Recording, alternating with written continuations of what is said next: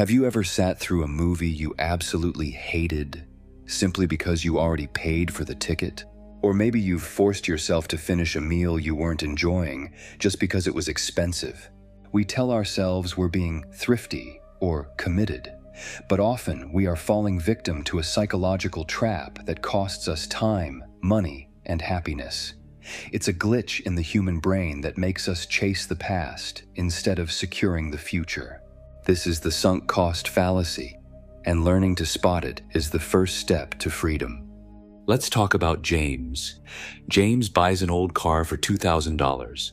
He plans to fix it up on weekends. He thinks, a little polish, a new engine part, and it'll run like a dream. 3 months later, James has spent another $2,000 on repairs. The car still doesn't run.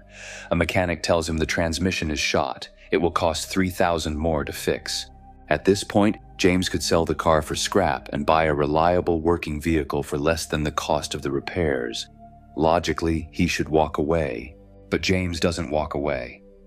He thinks, I've already put $4,000 and 3 months of my life into this. If I quit now, that money is wasted. It's gone. So, he pays for the transmission. He pours more money into the pit to save the money he already spent. This is the tragedy of the sunk cost. James isn't fixing the car because it's a good decision for his future.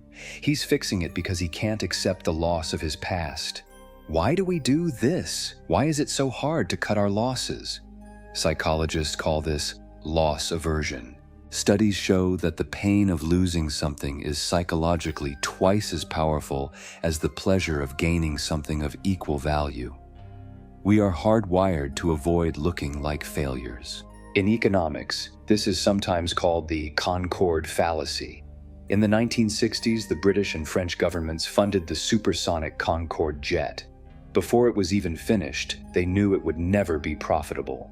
It was too loud, too expensive, and used too much fuel.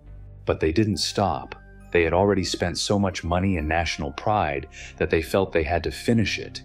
They spent billions more just to avoid admitting the initial billions were a loss. A sunk cost is exactly what it sounds like. The cost is sunk. It's underwater. It's gone. No matter what you do next, that money or time is not coming back. The fallacy happens when you let the past dictate your future. Rational decisions are based on future potential, not past expenses. This shows up everywhere in our modern lives. Think about your closet. Do you have a jacket you never wear, but you refuse to donate it because you paid expensive retail price for it 3 years ago? By keeping it, you aren't getting your money back. You're just paying a new cost, the cost of clutter and the guilt you feel every time you see it. Or consider subscriptions. Maybe you signed up for a premium software tool or a streaming service for a year. You don't use it, but you tell yourself, I paid for the annual plan. I have to keep it just in case. It happens with time, too. We finish boring books. We stay in queues that aren't moving. We stay in hobbies we no longer enjoy just because we bought the equipment. In the digital world, video games use this against us. Battle passes and exclusive skins make us feel like we have invested too much time to quit playing, even when the game stops being fun. So how do we break the spell? We have to switch our focus from sunk cost to opportunity cost. Every minute you spend watching that bad movie is a minute you cannot spend sleeping, reading, or being with friends. Every dollar you spend fixing that old car is a dollar you cannot save for a new one. When you walk out of a bad movie, you aren't wasting the ticket price. The ticket price was wasted the moment you bought it. Walking out is actually saving your time. It's not about giving up. It's about pivoting. It's about realizing that quitting a bad path is actually the fastest way to get to a good destination. Here is a simple exercise you can try the next time you feel stuck. It's called the zero balance test. Imagine you have not spent any time or money on this project yet. You are starting from zero right now. Knowing what you know today, but with zero investment, would you start this project? Would you buy this car? Would you join this gym? If the answer is no, then the only rational choice is to stop. Forgive yourself for the past mistake. Acknowledge the money is gone.